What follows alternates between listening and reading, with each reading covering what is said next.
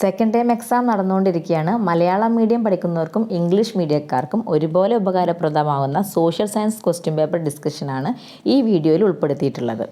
നമുക്കൊട്ടും സമയം കളയാനില്ല, ക്വസ്റ്റ്യൻസ് നോക്കാം. ഇത് സമഗ്രയിൽ വന്നിട്ടുള്ള മോഡൽ ക്വസ്റ്റ്യൻ പേപ്പറാണ്. അതുകൊണ്ട് തന്നെ ഏകദേശം ഈ ഒരു മോഡൽ തന്നെ ആയിരിക്കും ഉണ്ടായിരിക്കുക. അപ്പോൾ നമുക്ക് ആക്ടിവിറ്റി 1 നോക്കാം. Look at the picture. ഇന്ത്യയുടെ ഒരു മാപ്പ് തന്നിട്ടുണ്ട്. ഈ മാപ്പ് നോക്കിയിട്ട് താഴെയുള്ള ക്വസ്റ്റ്യൻസിന് ആൻസർ ചെയ്യാൻ വേണ്ടിയിട്ടാണ്.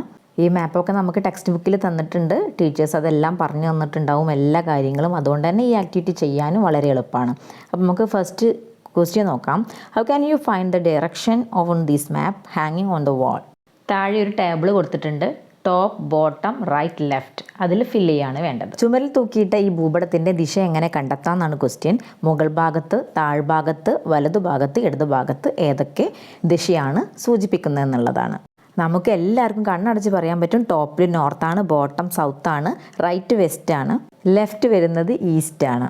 മുകൾ ഭാഗത്ത് വടക്ക് ദിശ, ചുവട് ഭാഗം തെക്ക് ദിശ, വലതുഭാഗം പടിഞ്ഞാറ് ദിശ, ഇടതുഭാഗം കിഴക്ക് ദിശ. ആക്ടിവിറ്റി 1 ഒരു ക്വസ്റ്റ്യൻ കൂടിയുണ്ട്. ദിശ അറിയാൻ ഉപയോഗിക്കുന്ന ഉപകരണത്തിൻ്റെ പേരെഴുതുക. വടക്ക് നോക്കി യന്ത്രം അല്ലെങ്കിൽ കോമ്പസ് എന്ന് പറയും. ആക്ടിവിറ്റി 2 നോക്കാം. 2ൽ 2 ക്വസ്റ്റ്യൻ ഉണ്ട്, A, B എന്ന് പറഞ്ഞിട്ട്. അപ്പോൾ നമുക്ക് ഫസ്റ്റ് A ക്വസ്റ്റ്യൻ നോക്കാം. Fill in the missing parts, various stages of election. Various stages of election തന്നിട്ടുണ്ട്. അതിൽ 3ാമത്തെ സ്റ്റേജും 7ാമത്തെ സ്റ്റേജും തന്നിട്ടില്ല. ഇത് ഇങ്ങനെ തന്നെ ടെക്സ്റ്റ് ബുക്കിൽ നമുക്കൊരു ചാർട്ട് പോലെയൊക്കെ പഠിക്കാൻ തന്നിട്ടുണ്ട്. അതൊക്കെ പഠിച്ചു വെച്ചേക്കാം കേട്ടോ. തിരഞ്ഞെടുപ്പിൻ്റെ വിവിധ ഘട്ടങ്ങളാണ്. 1ാമത്തത് തിരഞ്ഞെടുപ്പ് ഉദ്യോഗസ്ഥരെ നിയമിക്കൽ, 2 തിരഞ്ഞെടുപ്പ് വിജ്ഞാപനം, 3 തന്നിട്ടില്ല, 4 പട്ടിക സൂക്ഷ്മ പരിശോധന, 5 നാമനിർദ്ദേശ പത്രിക പിൻവലിക്കൽ, 6 തിരഞ്ഞെടുപ്പ് പ്രചരണം, 7 തന്നിട്ടില്ല, 8 വോട്ടെണ്ണലും ഫലപ്രഖ്യാപനവും. അതിന് ടെക്സ്റ്റ് ബുക്കിൽ ഈ പേജ് അങ്ങ് പഠിച്ചു വെച്ചേക്കുക. മിസ്സായിട്ടുള്ളത് 3ാമത്തെ നാമനിർദ്ദേശ പത്രിക സമർപ്പിക്കൽ എന്നുള്ളതും വോട്ടെടുപ്പ് എന്നുള്ളതാണ്. ഇത് മുഴുവനായി പഠിച്ചു വെക്കട്ടെ. ഏതാണ് മിസ്സായിട്ട് തരിക നമുക്ക് പറയാൻ പറ്റില്ലല്ലോ. സബ്മിഷൻ ഓഫ് നോമിനേഷനും പോളിംഗുമാണ് വിട്ടുപോയത്. B question, right any 3 functions of election. തിരഞ്ഞെടുപ്പിൻ്റെ ഏതെങ്കിലും 3 ധർമ്മങ്ങൾ എഴുതുക. 5 ഫങ്ഷൻസ് നമ്മൾ പഠിച്ചിട്ടുണ്ട്.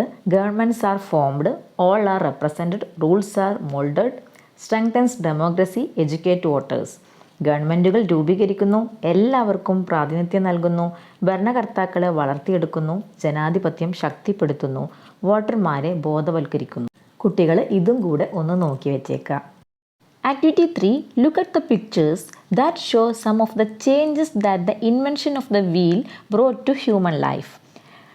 A, B, C 3 ക്വസ്റ്റ്യൻസ് ഉണ്ട്. First question, what other changes have occurred in human life with the advent of the wheel? Prepare a note.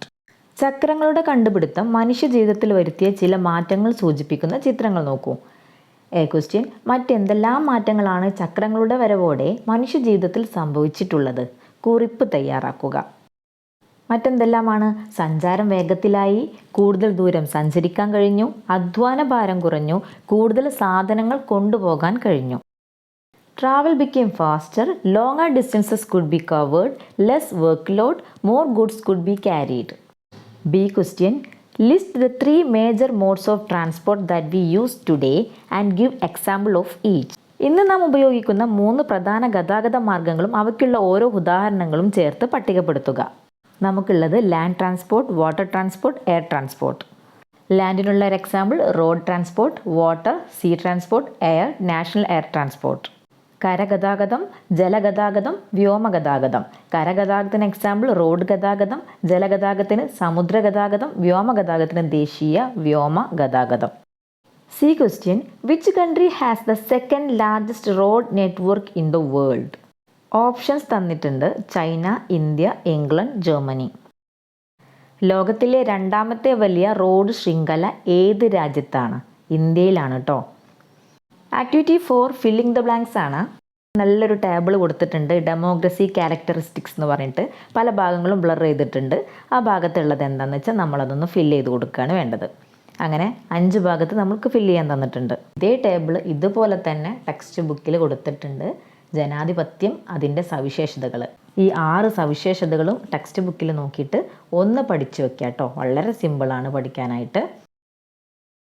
Activity 5 ഒരു picture കൊടുത്തിട്ടുണ്ട്, താഴെ 3 ക്വസ്റ്റ്യൻസും കൊടുത്തിട്ടുണ്ട്. The picture shows one of the means of communication used kings in ancient times to convey news and messages to the public. A question. What are the methods used by early humans to communicate ideas? വാർത്തകളും സന്ദേശങ്ങളും പൊതുജനങ്ങളെ അറിയിക്കുന്നതിന് രാജഭരണകാലത്ത് ഉപയോഗിച്ചിരുന്ന ആശയവിനിമയ മാർഗങ്ങളിൽ ഒന്നാണ് ചിത്രത്തിൽ കാണിച്ചിരിക്കുന്നത്. A question. ആദിമ മനുഷ്യർ ആശയങ്ങൾ കൈമാറാൻ ഉപയോഗിച്ചിരുന്ന മാർഗങ്ങൾ ഏതൊക്കെയാണ്? എങ്ങനെയായിരുന്നു ആശയങ്ങളൊക്കെ കൈമാറിയിരുന്നത്?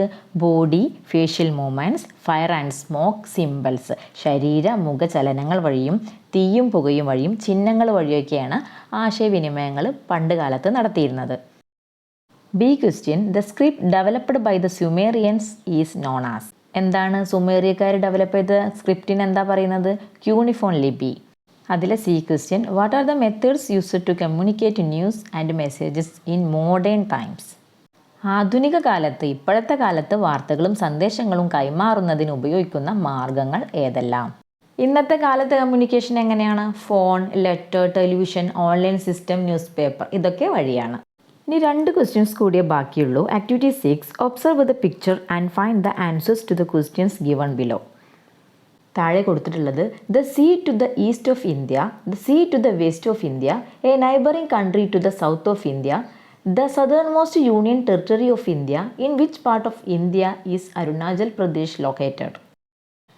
തന്നിരിക്കുന്ന ചിത്രം നിരീക്ഷിച്ച് ചുവടെ ചേർക്കുന്ന ചോദ്യങ്ങളുടെ ഉത്തരം കണ്ടെത്തുക. ഒരു ഇന്ത്യയുടെ മാപ്പ് തന്നിട്ടുണ്ട്, അത് നോക്കിയിട്ട് താഴെ 5 ക്വസ്റ്റ്യൻസ് ഉണ്ട്, അതിൻ്റെ ആൻസർ കണ്ടെത്തുക.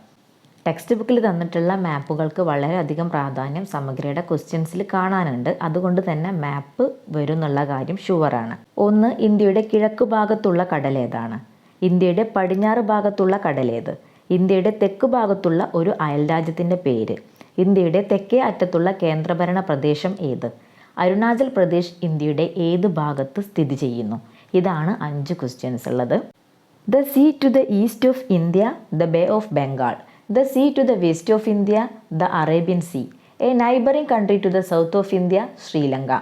The southernmost union territory of India, Mahi. In which part of India is Arunachal Pradesh located? North eastern part. ഇന്ത്യയുടെ കിഴക്ക് ഭാഗത്തുള്ള കടൽ ബംഗാൾ ഉൾക്കടൽ. ഇന്ത്യയുടെ പടിഞ്ഞാറ് ഭാഗത്തുള്ള കടൽ അറബിക്കടലാണ്. ഇന്ത്യയുടെ തെക്കു ഭാഗത്തുള്ള ഒരു അയൽരാജ്യം ശ്രീലങ്കയാണ്.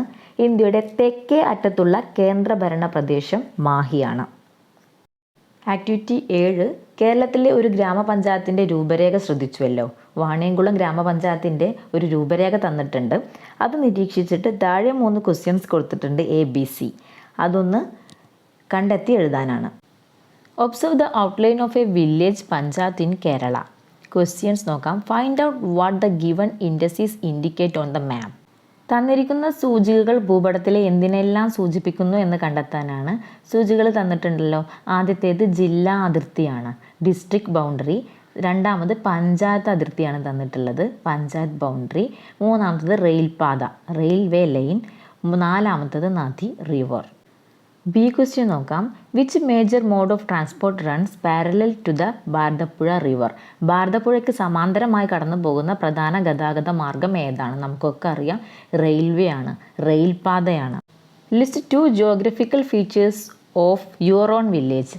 നിങ്ങളുടെ സ്വന്തം നാട്ടിലെ 2 ഭൂമിശാസ്ത്ര സവിശേഷതകൾ പട്ടികപ്പെടുത്താനാണ്. അപ്പോൾ നമ്മുടെ നാടിൻ്റെ എന്തെങ്കിലും ഓരോരുത്തരുടെ നാടിനും ഓരോരുത്തരുടെ പ്രത്യേകതകൾ ഉണ്ടാവുമല്ലോ. നമ്മുടെ നാടിൻ്റെ എന്തെങ്കിലും സിമ്പിളായിട്ടുള്ള 2 പ്രത്യേകതകൾ രേഖപ്പെടുത്തുക, എഴുതുക. അപ്പോഴിതാ നമ്മൾ 7 ക്വസ്റ്റ്യൻസും ഡിസ്കസ് ചെയ്തു. സമഗ്രയിൽ വന്നിട്ടുള്ള ക്വസ്റ്റ്യൻ പേപ്പറാണ്. ഇതേ മോഡലിൽ തന്നെയാണ് എക്സാമിനും ഉണ്ടാവുക. അപ്പോൾ എല്ലാവരും നന്നായിട്ട് പഠിക്കുക. വീഡിയോ നിങ്ങൾക്ക് ഹെൽപ്പായെങ്കിൽ സബ് കൂടെ ചെയ്യണേ. Thank you for watching.